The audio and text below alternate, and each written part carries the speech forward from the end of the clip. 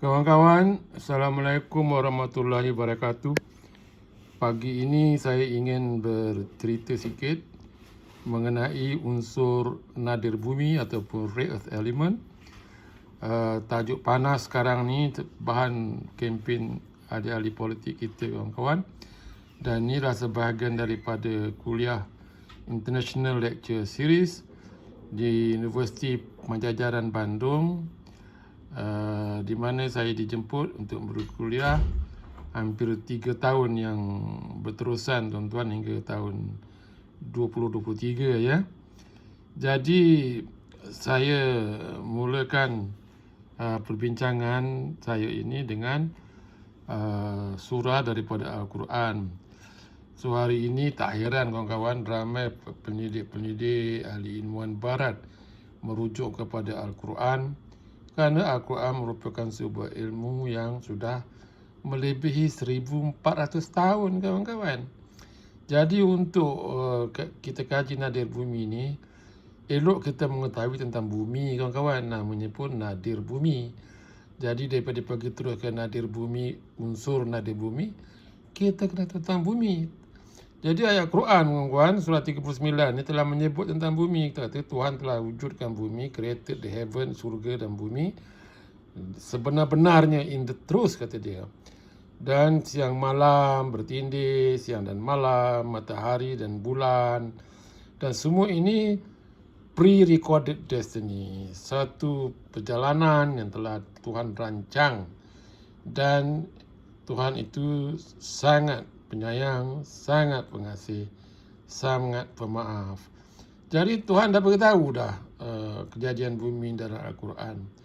Dan bumi ini asalnya terjadi daripada satu keping, one piece. Tapi oleh kerana bumi ini telah mengalami luluh larut, luluh hawa, kakisan, tsunami, gunung berapi, sebagainya, bumi ini telah split, telah teranjak kepada benua-benua yang terdapat pada hari ini. Jadi kalau kita kaji, orang geologi kaji, bumi ini dicantum balik, South Africa, South America nanti, memang dalam bentuk satu piece.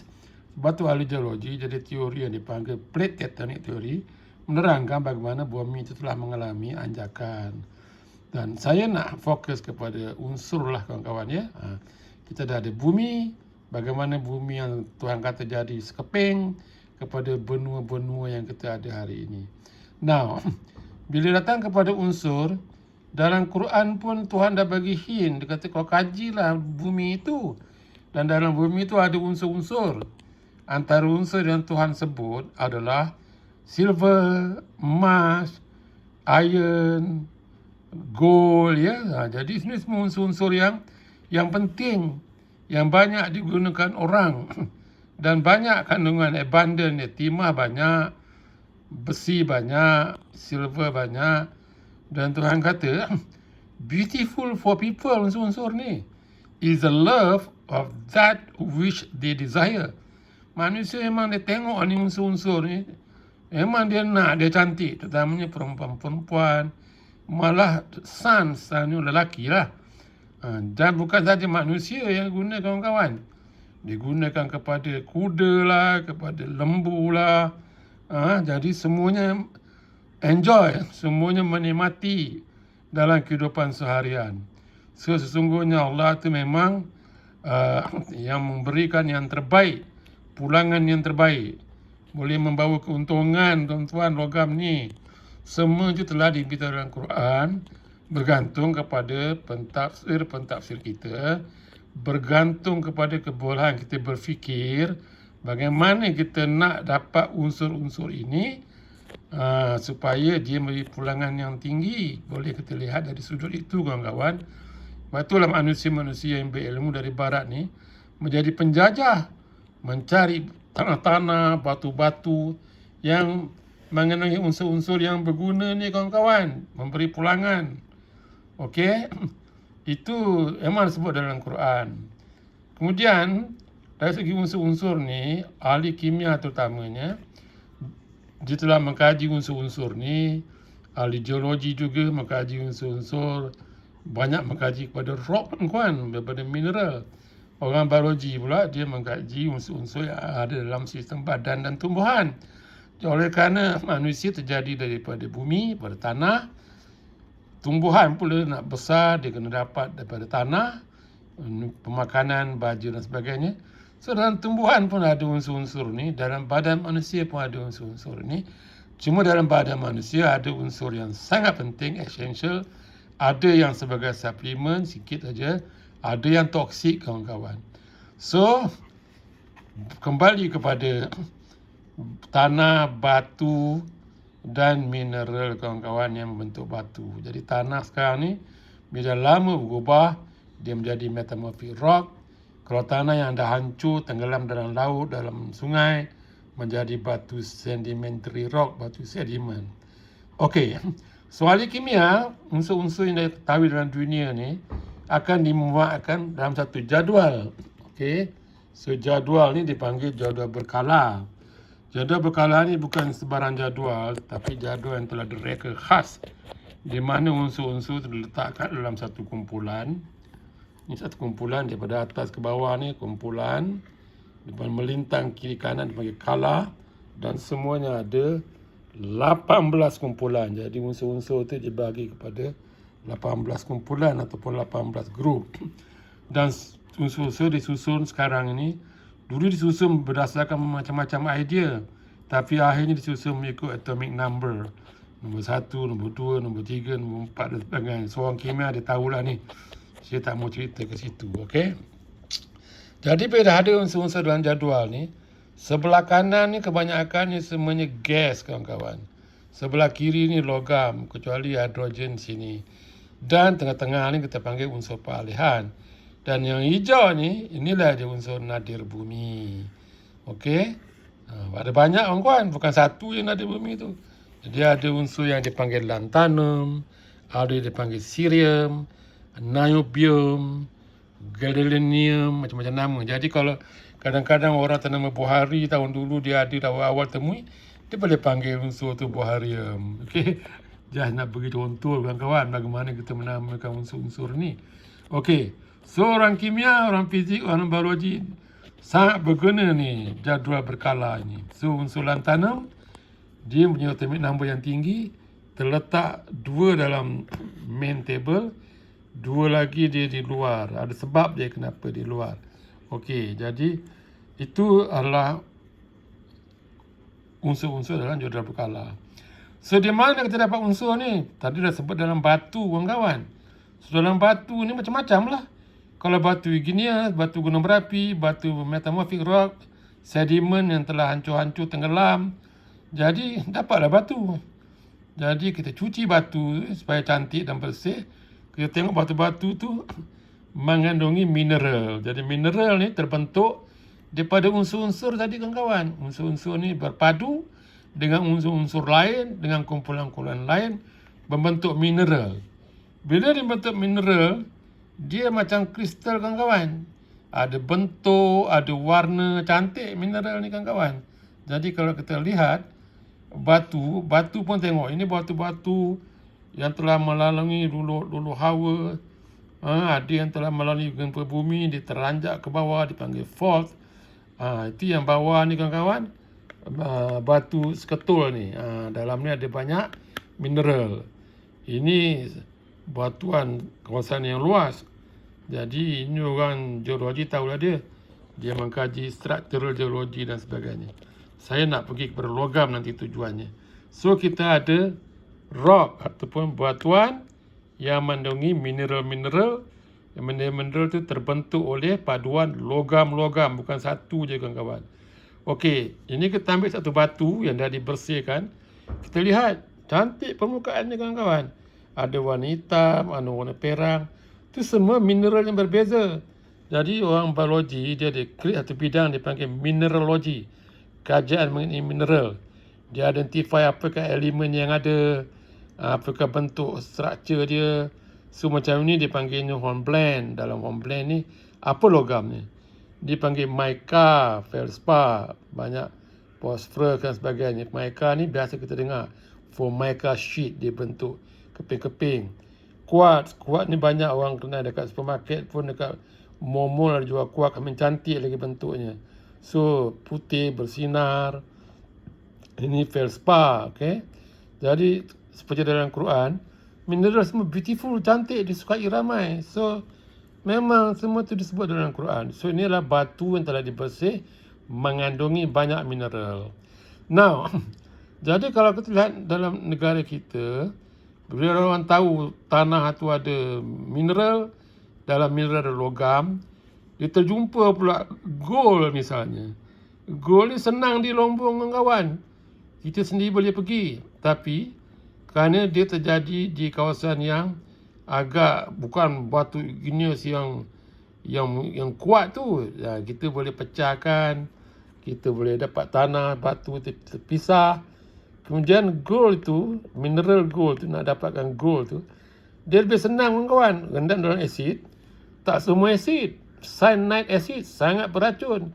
So dia bawa lah botol cyanide acid, dia cari tanah yang ada gold ni, yang tu dia pisah-pisahkan. Kalau ada yang di sungai tu dia gunakan dulang aja kawan-kawan, dia pisahkan. Lepas tu dia larutkan dalam gold ni, larut dalam cyanide acid. Jadi itu yang banyak kesan-kesan kepada environment. Ni semua illegal kawan-kawan, boleh dibuat cara mudah. Power element tak mudah, you kena buat satu lombong, kena pakai pancut air yang kuat dan sebagainya. So Indonesia, dia banyak illegal gold mine tuan-tuan. Oleh kerana saya pergi kuliah di Indonesia, sebanyak contoh daripada Indonesia kawan-kawan. So itu gold. Tengok pula di Malaysia. Malaysia punya landscape yang cantik kawan-kawan. Tengok tu ada pulau, ada pantai, ada laut. Cantik kita punya landscape ni, juga Indonesia. Tetapi bila ada logam, ada mineral ni, saya ambil contoh terbaru lah kawan, bauxite. Semua orang tahu kes bauxite di Pahang tu. Bauxite ni, dia dalam batu sedimentary rock, batu yang mendap. Banyak di kawasan-kawasan Fedah tu kawan.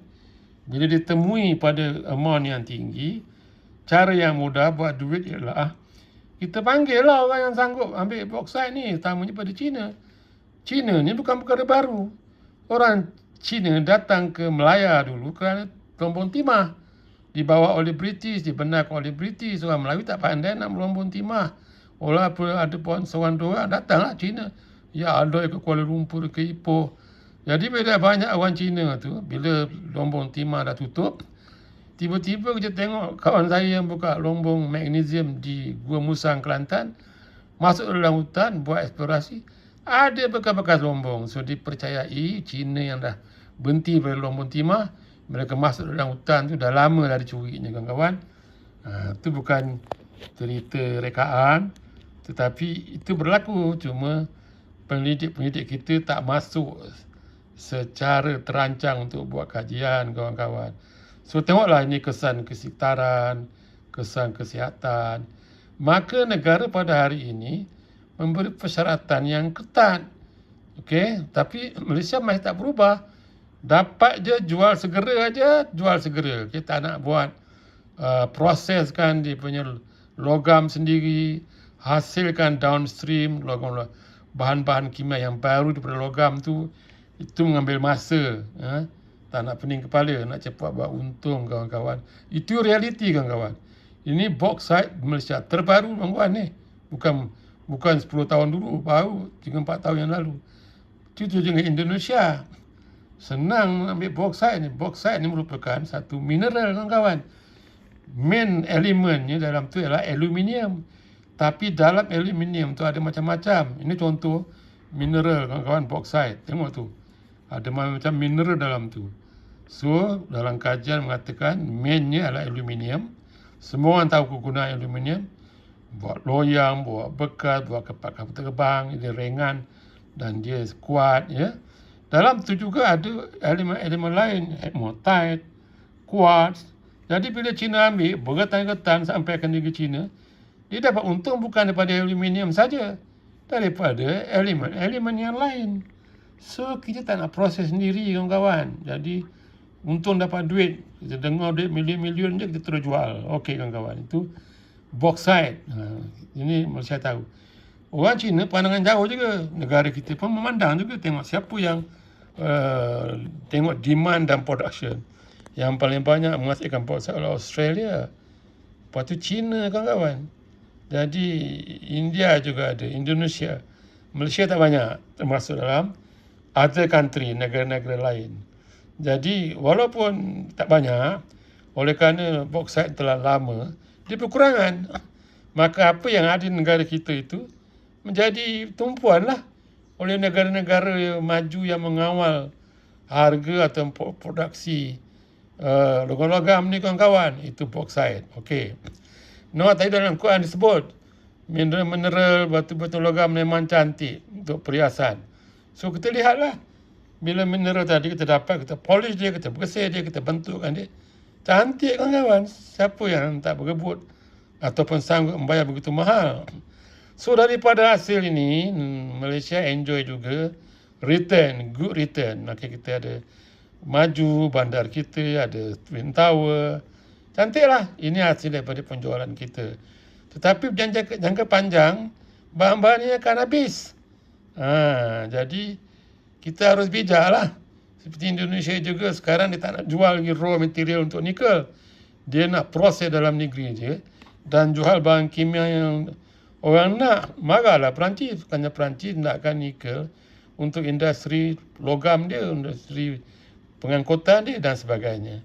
So kita nikmati jugalah. Tapi about time Malaysia memikirkan kita harus proses sendiri, kawan-kawan. Okey, berkaitan dengan unsur nadir bumi tadi, saya ambil kesempatan lah kerana tiba-tiba dalam pilihan raya tahun ini, Yang Berhormat Menteri Besar Kedah ni, Datuk Sanusi, membuatkan nadir bumi ni jadi terkenal, kawan-kawan. Jadi saya tak nak bincang politik nadir bumi ni. Saya nak bincang, nak terangkan apa dia unsur nadir bumi ini supaya penganalisis politik tentang bumi ini memberi maklumat yang tepat lah, yang lebih baik. Tidak hanya berdasarkan kepada pembacaan saja. Jadi ini saya akan ceritakan dalam bahagian yang kedua, nadir bumi, kawan-kawan. Jadi saya part 1 ni saya berhenti di sini dulu. Assalamualaikum warahmatullahi wabarakatuh.